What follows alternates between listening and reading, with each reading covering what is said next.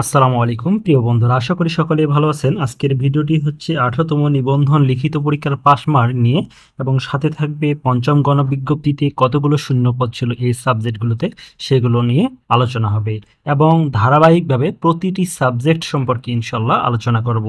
আমাদের মূল টার্গেট হচ্ছে 40 থেকে 70-এর মধ্যে কোন কোন সাবজেক্টে পাস থাকবে, অর্থাৎ 40 থেকে 70 নাম্বারের মধ্যে কোন কোন সাবজেক্টে পাস নম্বর থাকবে সেগুলো নিয়ে আলোচনা করা। আজকে আলোচনা হবে 40 থেকে 45 নম্বরের মধ্যে কোনগুলো সাবজেক্টে পাস আসবে সেগুলো নিয়ে। তাহলে আর দেরি না করে ভিডিওটি শুরু করি। আর যারা এখনো চ্যানেলটি সাবস্ক্রাইব করেন নাই, সাবস্ক্রাইব করে সাথে থাকুন, আর অবশ্যই ভিডিওটিতে একটি লাইক দিবেন। আর যাদের প্রয়োজন কোন কোন সাবজেক্ট সম্পর্কে আপনি জানতে চাচ্ছেন, স্কুল না কলেজ, সেটা আপনার কমেন্ট বক্সে কমেন্ট করুন। ইনশাল্লাহ নেক্সট ভিডিওতে আপনার কমেন্টের রিপ্লাই দেওয়ার চেষ্টা করব। সর্বপ্রথম বিষয় নিয়ে আলোচনা করি, সেটা হলো জীববিজ্ঞান। জীববিজ্ঞান বিষয়ে মূলত বরাবরই মতোই অনেক ফাঁকা থাকে। এখানে পঞ্চম যে গণবিজ্ঞপ্তি ছিল সেখানে কিন্তু অনেক ফাঁকা ছিল, আপনারা সকলেই জানেন। এই জীববিজ্ঞানে 40 নম্বর, 40 থেকে 42 নম্বর পাইলে আপনারা পাশ করবেন।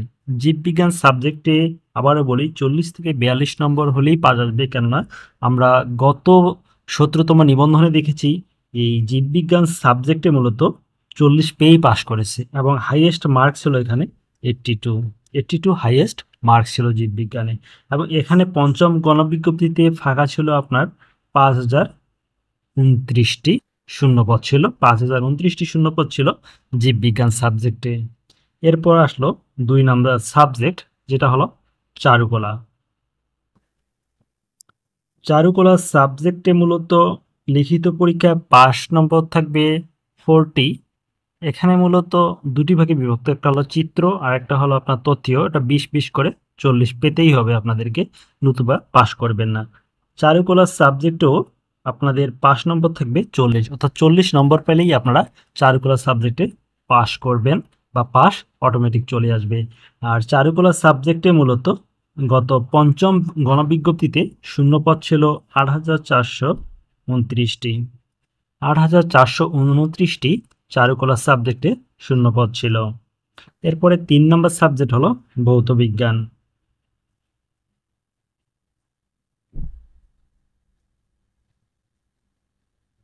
ভৌত বিজ্ঞান ভৌত বিজ্ঞান সাবজেক্টে অনেকগুলো শূন্যপদ রয়েছে। সবচেয়ে বলা চলে যতগুলো সাবজেক্ট রয়েছে তার মধ্যে সবচেয়ে বেশি শূন্যপদ রয়েছে আমাদের এই ভৌত বিজ্ঞান সাবজেক্টে। এখানে মূলত পাস নম্বর থাকবে আপনার 40। 40 নম্বর পাইলে আপনারা 100% পাস করবেন ভৌত বিজ্ঞানে। আর এখানে মূলত আপনার পঞ্চম গণবিজ্ঞপ্তিতে শূন্যপদ ছিল 12,486টি। 12,486টি মূলত শূন্যপদ ছিল পঞ্চম গণবিজ্ঞপ্তিতে। বন্ধুরা, এরপরে আসুন 4 নম্বর সাবজেক্ট। 4 নম্বর সাবজেক্ট হলো আইসিটি। আইসিটি সাবজেক্টে আপনারা এখানে 45 থেকে 47-এর মতো মার্কস পেলে আপনার পাস চলে আসবে। এবং আইসিটি সাবজেক্টে মূলত শূন্যপদ ছিল 6,551টি। 6,551টি শূন্যপদ ছিল আপনার পঞ্চম গণবিজ্ঞপ্তিতে।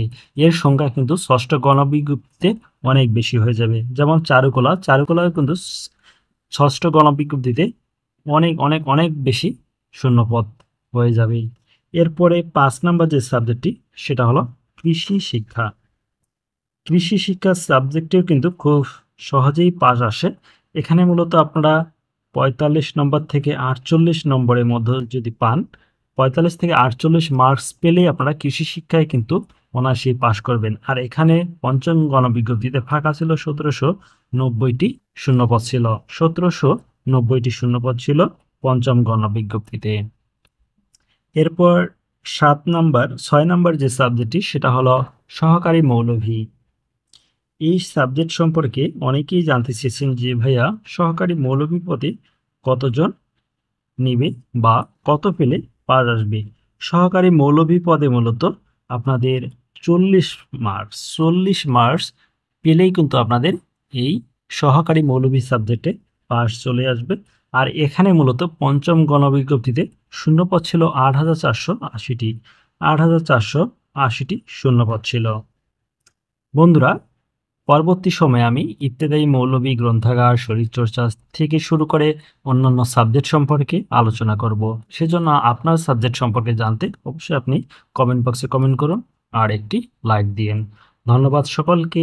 ভালো থাকবেন, সুস্থ থাকবেন। আরেকটি বিষয় ক্লিয়ার করে নেই যে আজকে যে বিষয়টি আলোচনা করলাম, জীববিজ্ঞান, চারুকলা, ভৌত বিজ্ঞান, আইসিটি, কৃষি, সহকারী মৌলভী, এই সাবজেক্টগুলোতে মূলত 40+ পেলেই, আবার কিছু কিছু সাবজেক্টে 45+ পেলেই কিন্তু অনায়াসেই আপনাদের পাস চলে আসবে।